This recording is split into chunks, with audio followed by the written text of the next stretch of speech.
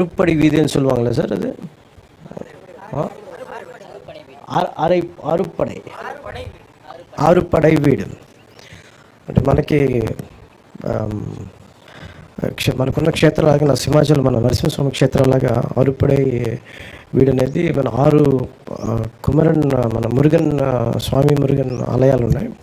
So వాటిలో ప్రత్యేకించి నేను పళని వెళ్ళినప్పుడు అక్కడ నాకు ఒక రిక్వెస్ట్ ఇచ్చారు. నాకు బాలాజీ గారు సుబ్రహ్మణ్యం గారు, మాకు ఇక్కడ సౌకర్యం లేదు, మాకు చాలా 2-3 బస్సులు మారాల్సి వస్తుంది, మీరు ఎట్లయినా కొంచెం దీన్ని చూడండి అంటే వెంటనే నేను మన రవాణా శాఖ మార్చులు శ్రీ మరి తెలియజేశాను మన రామప్రసాద్ రెడ్డి గారికి. వెంటనే మన ఆఫీస్ నుంచి మనస్ఫూర్తిగా వెంటనే దాన్ని అంటే చెప్పిన రిక్వెస్ట్ நீங்கள் ரிக்வெஸ்ட் சொன்ன உடனே ஒரு அதுக்கு ஈவினிங் சாங்ஷன் ஆயிடுச்சு.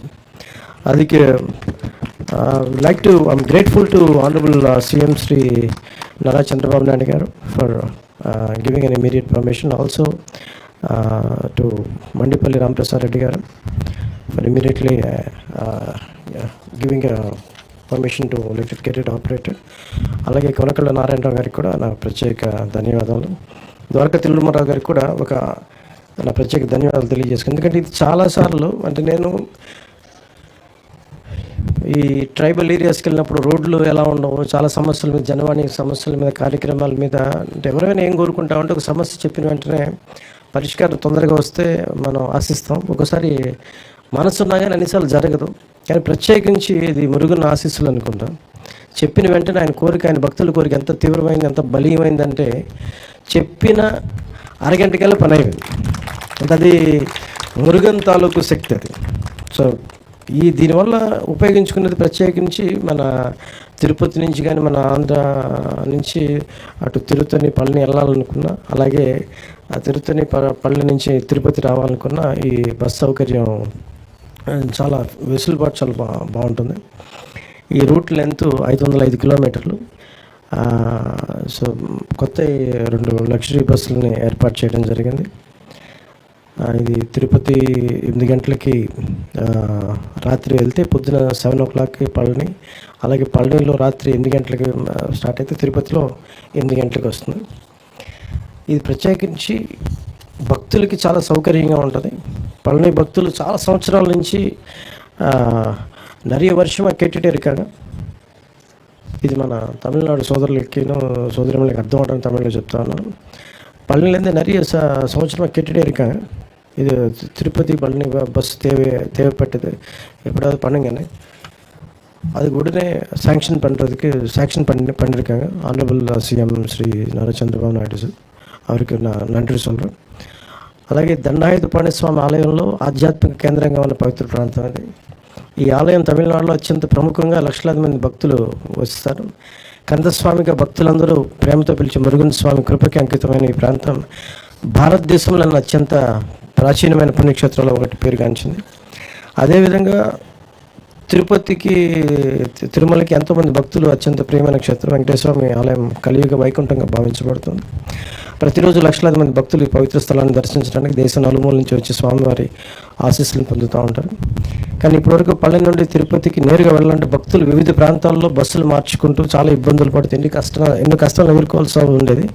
వృద్ధులు, మహిళలు, చిన్నపిల్లలు వేసుకొని ఇలాంటి ప్రయాణాలు చాలా తీవ్రమైన ఇబ్బంది గురవుతారు.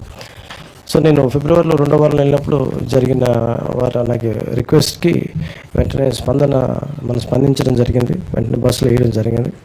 సో భక్తుల అవసరాన్ని అర్థం చేసుకొని తక్కువ ఖర్చుతోటి, అంటే ఇందాక మీకు ఆ ఖర్చు కూడా ఏంటంటే ఒక 680 రూపాయలు పెద్దలకి, 360 రూపాయలు చిన్నపిల్లలకి, తక్కువ ఖర్చుతో భద్రతతో కూడిన ప్రయాణాన్ని అందించేందుకు గౌరవ ముఖ్యమంత్రి శ్రీ నారా చంద్రబాబు నాయుడు గారి నేతృత్వంలోని కూటమి ప్రభుత్వం వెంటనే నిర్ణయం తీసుకుంది. ఈ సమస్యను పరిష్కరించడానికి తిరుపతి పళని నేరుగా బస్సు సేవల్ని ప్రారంభిస్తున్నాం. ఈ కొత్త సౌకర్యం భక్తులకి ఇకపై నేరుగా తిరుపతికి, పళనికి చేరుకుని భగవంతుని దర్శనం చేసుకునే సులభమైన అవకాశాన్ని పొందగలరు. ప్రయాణ సమయం గణనీయంగా తగ్గడమే కాకుండా తిరుపతిలో వెంకటేశ్వర దర్శనంతో పాటు భక్తుల దగ్గరలో ఉన్న కాణిపాకం, గుడిమల్లం, శ్రీకాళహస్తి, తిరుచానూరు వంటి ఆలయాలకు కూడా దర్శించుకోవచ్చు. ఈ బస్సు కేవలం భక్తులకు మాత్రమే కాకుండా ఆర్థికంగా కూడా అనేక ప్రయోజనాలు, ఇది పర్యాటక అభివృద్ధికి దోహదం చేస్తూ ఉంది. పళని మరియు తిరుపతి మధ్య క్రమమైన రవాణా ఏర్పడటంలో ఆర్థిక కార్యకలాపాలు కూడా చాలా పెరుగుతాయి. రెండు రాష్ట్రాల మధ్య భక్తులకి సంబంధాలు మరింత బలపడతాయి. ఈ సేవను విజయవంతం చేయడానికి సహకరించిన రాష్ట్ర రవాణా యోజన మరియు క్రీడా శాఖ మంత్రివర్యులు శ్రీ మండిపల్లి రామప్రసాద్ రెడ్డి గారికి, కేంద్ర అలాగే ఆంధ్రప్రదేశ్ మరియు తమిళనాడు రాష్ట్ర రోడ్డు కార్పొరేషన్ అధికారులకు ప్రత్యేక ధన్యవాదాలు తెలియజేసుకుంటూ, గౌరవ ముఖ్యమంత్రి నారా చంద్రబాబు నాయుడు గారికి ప్రత్యేక ధన్యవాదాలు తెలియజేసుకుంటూ సెలవు తీసుకున్నాను. జై హింద్.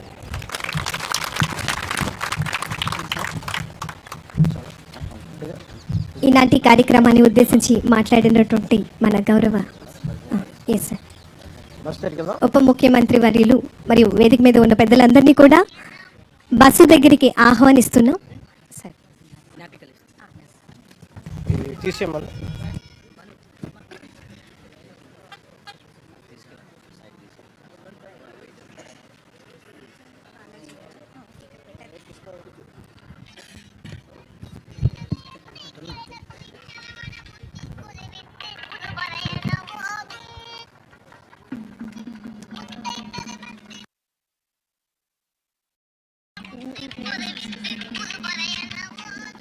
ముందుగా బాలాజీ గారిని వేదిక మీదకి రావాల్సిందిగా కోరుతున్నాము.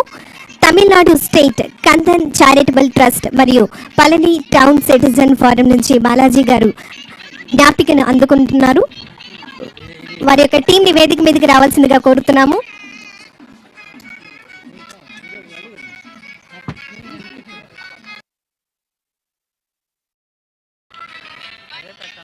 గౌరవ కమిషనర్ గారికి గౌరవనీయులు ద్వారకా తిరుమలరావు గారు IPS వారికి జ్ఞాపికను అందజేయడం జరిగింది.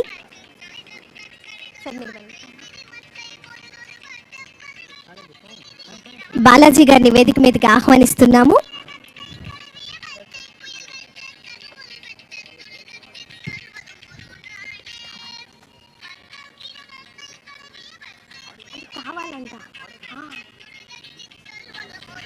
మరొకసారి మీ అందరి కరతాళ ధ్వనుల మధ్య బాలాజీ గారు మరియు వారి యొక్క బృందానికి ప్రత్యేకమైనటువంటి ధన్యవాదాలు తెలియజేస్తున్నాం. రిక్వెస్ట్ సుబ్రహ్మణ్యం గారు, అనంత సుబ్రహ్మణ్యం గారిని వేదిక మీదకి రావాల్సిందిగా కోరుతున్నాము.